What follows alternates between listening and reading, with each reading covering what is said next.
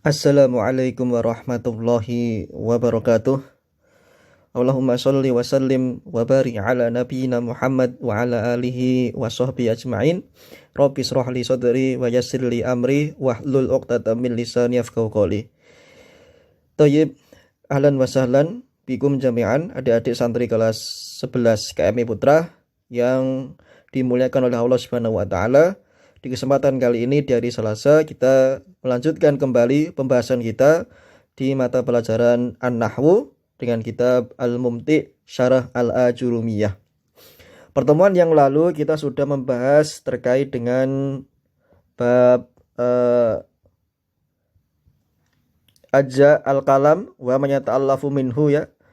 Baik itu ismun, fi'lun, wa harfun. Kemudian juga ada semacam tamrin, ya, yang Ustadz berikan untuk kalian. Tidak perlu dikumpulkan, sekedar latihan saja, ya. Tapi mohon usahakan dikerjakan sebisanya, karena ini semacam feedback, bagaimana kalian paham terhadap diri kalian sendiri, pemahaman kalian sendiri terhadap materi yang telah Ustadz sampaikan. Dan perlu digarisbawahi untuk santri kelas 11, ya, ini menggunakan kitab, ya, kitab bahasa Arab. Mohon selalu diikuti dari awal sampai akhir. Sekalipun nanti kalau lepas, entah itu 1 hari, 2 hari, kecuali memang ada udzur syar'i, nanti sangat kesulitan di akhirnya, ya. Karena ini kitabnya semacam dari bab 1 sampai bab akhir itu saling berkaitan. Ya. Makanya di sini diberi semacam tamrin sebagai koreksi, sebagai feedback, ya, pemahaman sampai mana pemahaman saya misalnya sebagai seorang santri, ya. Terutama misalnya dari bab awal terkait dengan al-kalam, apa itu asma, apa itu af'al, apa itu ahruf, ya. Dari situ kalian bisa mengetahui pemahaman kalian terhadap penguasaan materi dengan diri kalian sendiri, ya. Ustadz hanya mengarahkan, ya, dan memberikan motivasi. Maka tolong diusahakan dikerjakan semampunya, minimal dibaca, ya, dan dipahami. Kalau perlu ditanyakan, silakan ditanyakan. Kalau perlu memang belum bisa dipahami berkali-kali, silakan ditanyakan ke yang lain. Kalau sama Ustadz memiliki misalnya rasa malu atau yang lain. Baik, kita lanjutkan pembahasan kita. Sekarang di halaman 17, ya, di kitab, ya. Silakan nanti dibuka kitab kalian, kitab Al-Mumti' Syarah Al-Ajurumiyahnya, halaman 17. Sebagaimana di kitab PDF Ustadz, halaman 17. Nabda. Alamatul ismi, tanda-tanda isim. Alamat ini jamak, ya, bentuk plural, bentuk yang jamak. Tunggalnya itu alamah. Diserap dalam bahasa kita, bahasa Indonesia, menjadi alamat. Alamat rumah. Nah, alamat ini aslinya berasal dari bahasa Arab. Alamah, tanda atau alamat, ya, alamat gitu. Alamatus sa'ah, alamatul ismi, tanda-tanda isim. Qala al-musannifu rahimahullahu ta'ala, fal ismu yu'rafu bil khafdi wat tanwini wa dukhulil alifi wal lami wa hurufil khafdi wa hiya min wa ila wa an wa ala wa fi wa rubba wal ba'u wal kafu wal lamu wa huruful qasami wa hiya al wawu wal ba'u wat ta'u. Pengarang kitab rahimahullah ta'ala mengatakan, isim itu dapat dikenali, dapat diketahui dari tanda-tandanya. Misalnya dari tanda khafad. Khafad di sini maknanya adalah jar, kasroh, ya, kasroh. Dan tanwin, entah itu dhammah tanwin, entah itu fathah tanwin, entah itu kasroh tanwin, ya. Intinya tanwin, ya. Tanwin itu kalau kita membacanya an, in, un.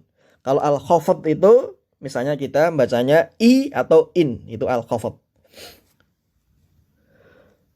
Wa dukhulil alifi wal lam, dan masuknya huruf alif dan lam, kemudian huruf khafad, yaitu huruf khafad, yaitu di sini min, ila, an, ala, fi, ruba, alba, wal kaf, wal lam, seperti itu sebagaimana di contoh kitab. Serta huruf-huruf qasam. Qasam di sini artinya adalah sumpah, ya. Huruf yang dengannya orang Arab biasanya menggunakan sumpah, yaitu al-waw, al-ba, at-ta. Contohnya wallahi. Nah, billahi, tallahi, seperti itu. Biasanya kalau kalian senantiasa ada jam tahfidz ya, sering membaca ayat yang dimulai dengan atau di dalamnya terdapat wawul qasam, wallahi, billahi, tallahi, lah itu dalam ilmu nahwu namanya huruf al-qasam, menunjukkan semacam sumpah. Asyarah, penjelasan. Lamma faragul musannifu min dzikri aqsamil kalam syara'a fi bayani alamati kulli qismin fabada'a bil ismi wa dzakara lahu arba'a alamatin idza wajadta wahidatan minha fi kalimatin aw ra'aita annaha taqabbaluha arafta annaha ismun. Penjelasan asyarah. Setelah pengarang kitab ini menyelesaikan penjelasan bagian-bagian al-kalam, maka beliau melanjutkan penjelasan tersebut dengan tanda-tanda di setiap bagian-bagian itu. Maka beliau memulai dengan menjelaskan tanda isim, di mana disebutkan bahwa isim itu memiliki 4 tanda. Isim itu memiliki 4 tanda. Wa dzakara lahu arba'a alamat. Isim itu memiliki arba'a alamat, 4 tanda. Ini dikasih tanda 4 alamat ya. Jika ditemukan salah satu dari tanda tersebut, maka dapat diketahui, dapat dimengerti, dapat dipahami bahwa kata tersebut merupakan sebuah isim. Kita mulai membahas tanda yang pertama, al-khafdhu. Al-khafdhu wa huwa ibaratun anil kasrah. Al-kasrah ya, tadi sebagaimana Ustadz sampaikan, allati yuhdithuhal amil. Nahwu Bismillahirrahmanirrahim. Fakullun min ismi wa Allahi wa ar-Rahmani wa ar-Rahimi asma'un liwujudil kasrah fi akhiriha. Ihdaha, tanda yang pertama, al-khafdu alias jar. Apa itu? Yaitu istilah untuk tanda kasrah yang disebabkan oleh adanya amil.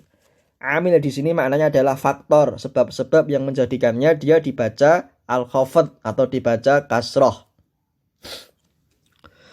Contohnya pada kalimat Bismillahirrahmanirrahim. Dengan menyebut nama Allah yang Maha Pengasih lagi Maha Penyayang. Maka kata-kata berikut dari kata ism Allahi ar-Rahmani ar-Rahimi adalah merupakan isim. Kenapa? Liwujudil kasroti fi akhiriha. Karena terdapat tanda kasroh pada setiap akhirnya. Ini ismi kasroh, Allahihi kasroh, ar-Rahmani ni kasroh, ar-Rahimi mi kasroh. Tandanya berarti terlihat ya, yaitu al-khafd. Apa itu al-khafd? Ibaratun anil kasroh. Kemudian tanda yang kedua, asaniyatu at-tanwin. Nah, mudah kita memahaminya, at-tanwin ya. Wa huwa ibaratun an dhammataini aw fathataini aw kasrataini nahwu qaulihi ta'ala wujuhu yawma idzin khashi'atun 'amilatun nasibah tasla naron hamiyatan tusqa min 'ainin aniyatin. Fakullun min wujuhun dhammah tanwin, yauma idzin zin kasrah tanwin, khasyi'atun tun dhammah tanwin, wa amilatun tun dhammah tanwin, wa nasibatun tun dhammah tanwin, naron ron fathah tanwin, wa hamiyatan stan fathah tanwin, ainin nin kasrah tanwin, wa aniyatin tin kasrah tanwin. Asma liwujudit tanwini fi akhiriha. Keterangan, tanda yang kedua menunjukkan dia isim yaitu tanwin. Apa itu tanwin? Istilah untuk dhammatain, 2 dhammah, fathatain, 2 fathah, kasrotain, 2 kasroh. Kalau kita membaca yang aslinya dhammah, u menjadi un, aslinya fathah, a menjadi an, aslinya kasroh, i menjadi in. Itu namanya dhammatain, fathatain, kasrotain 2 kali, sehingga ada huruf bunyi n-nya. Un, an, in. Contoh pada firman Allah Ta'ala tadi, wujuhu yawma idzin khasyi'ah amilatun nasibah tasla narun hamiyah ila akhirih. Banyak muka pada hari itu tunduk terhina, bekerja keras lagi kepayahan, memasuki api neraka yang sangat panas, dan diberi minum dari sumber yang amat panas pula. Maka setiap kata wujuh yauma idzin khasyiatun amilatun nasyatun naron khamiyatan ainin apalagi itu aniyatin merupakan isim karena apa? Liwujudi tanwin fi akhiriha, karena terdapat tanda tanwin pada akhir hurufnya. Ini tadi, entah itu dhammah tanwin, fathah tanwin, ataupun kasroh tanwin. Asalisatu, tanda ketiga yang menunjukkan bahwasannya kata itu adalah isim, dukhulul alif wal lam wa yu'abbaru anhuma bi al nahwu qaulihi ta'ala ar-rahmanu 'alal 'arsy istawa. Fakulun minar rahmanu wal arsy ismani lidukhulil al alaihima. Ketiga, masuknya alif lam. Yang keduanya diistilahkan sebagai al. Contoh pada kalimat ar-rahmanu 'alal arsy istawa. Terjemahannya, Allah yang Maha Pengasih yang bersemayam di atas arsy.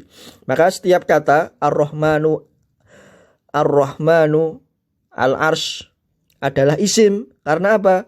Lidukhulil al alaihima, karena masuknya al pada keduanya. Karena apa? Kedua isim tadi, ar-rahman atau al-arsy, dimasuki oleh alif lam. Nah, ini menunjukkan dia isim. Masuk tanda yang ketiga. Tanda yang keempat, ar-rabi'atu huruful khafdi wa hiya min wa ila an ala fi ruba wal ba ila akhirih. Fa hadhil huruf khassatun bil asma fala tadkhulu illa 'alaiha. Nahwu qaulin Nabi sallallahu alaihi wasallam takuffu syarraka 'anin nas fa innaha sadaqatun minka 'ala nafsi. Fakulun minan nas wa dhamir fi minka wa nafsi asma'un lidukhuli hurufil khafdi 'alaiha. Tanda yang keempat, adanya huruf khafad, huruf jar, yaitu ruba, fi, ala, an, ila, min, ila akhirih. Huruf ba, huruf kaf, kaf, dan lam. Huruf-huruf tersebut khusus hanya bisa memasuki isim, tidak memasuki fi'il atau yang lain. Hanya memasuki isim ya, tidak dengan yang lainnya. Contoh pada sabda Nabi SAW yang artinya tadi, tahanlah kejelekanmu, keburukanmu dari manusia, karena sesungguhnya hal itu adalah sedekah untuk dirimu. Maka masing-masing kata berikut, an-nasi, wa dhamiri fi minka, wa nafsi, merupakan isim karena didahului oleh huruf padanya. Kita lihat, anin nasi, an-nasi ada aninnya, berarti dia isim. Sodaqotun minka, minka, minka, min, huruf jar, berarti ka di sini adalah isim. Seperti itu. Nafsika, ka, berarti dia adalah isim. Karena apa? Dimasuki huruf jar. Al-khafad di sini menyebutkan dengan istilah al-khafad. Wa min huruful khafdi ahruful qasam liqauniha tajurrul isma ba'daha wa hiya thalathatu ahruf al-waw al-ba at-ta wa summiyat ahruf qasam li'annaha tadkhulu ala muqsam bihi wa la yakunu illa isman nahwu wallahi tallahi wa bilah. Tadi sudah Ustaz sampaikan penjelasannya kurang lebih.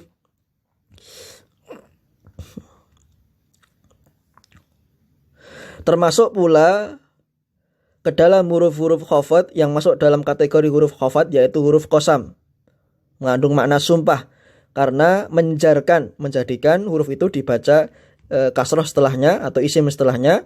Huruf qasam itu ada 3, yaitu al-wawu, al-ba, at-ta. Dinamakan sebagai huruf qasam karena huruf tersebut masuk ke dalam sesuatu yang dijadikan sandaran sumpah dan tidak boleh selain isim setelahnya. Contoh wallahi, tallahi, billah, harus seperti itu. Kemudian kita ke natijah, poin yang perlu kita garis bawahi. Wa hasilu ma dzakarahu min alamatil ismi arba'. Ringkasnya, untuk mengingat 4 tanda isim ada 4 perkara. Yang pertama, ithnani talhaqanil isma fi akhirih wa huma al-khafdu wat tanwinu. Yang 2 mendapatkan tanda isim di akhirnya, dan 2 itu adalah khafad dan tanwin.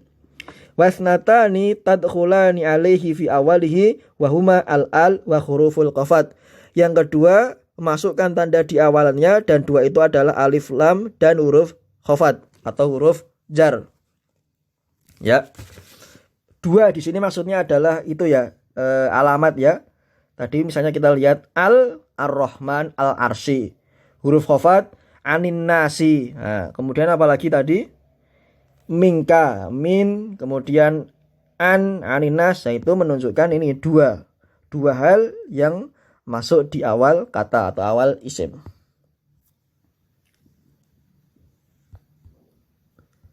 Toyib, seperti itu. Nanti silahkan kalian pahami ya. Ini ada semacam faidah ya. Ustadz baca langsung ke artinya ya, biar kalian paham. Faidah dan catatan penting. Ada 5 poin. Tolong diperhatikan dengan baik. Silakan ditulis kalau perlu. 1. Khafad adalah istilah yang sering digunakan oleh ahli nahwu dari Kufah. Sementara istilah jar adalah istilah yang sering digunakan oleh ahli nahwu dari ulama Basrah. Kemudian yang kedua, alif lam disebut sebagai tanda isim jika bukan asli dari kata itu sendiri. Contoh ar-rajul, al-ghulam. Jika merupakan asli dari bagian katanya, maka bukanlah sebagai tanda isim. Contoh dalam firman Allah Ta'ala, wa alqa fil ardi rawasiya. Allah tancapkan gunung-gunung di bumi. Contoh lain pada firman Allah Ta'ala, alhaakumut takatsur. Bermegah-megahan telah melalaikan kamu. Keduanya adalah asli, jadi bukan merupakan tanda isim.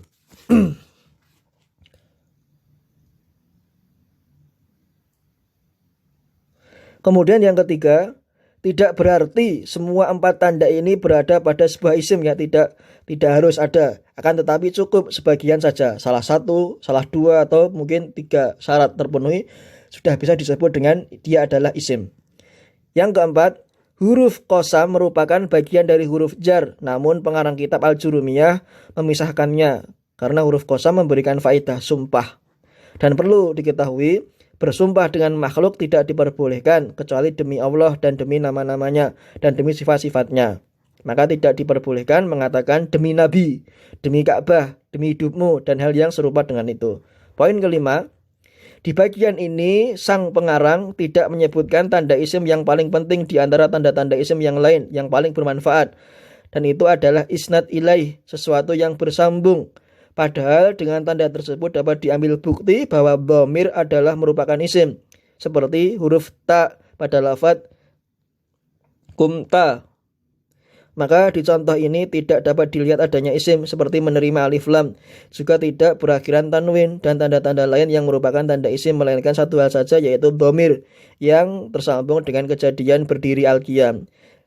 Dapat dilihat di syarah Qatrun Nada pada halaman 15 dan 16. Ini semacam itu ya. Footnote tambahan, mungkin sang pensyarah tadi Syekh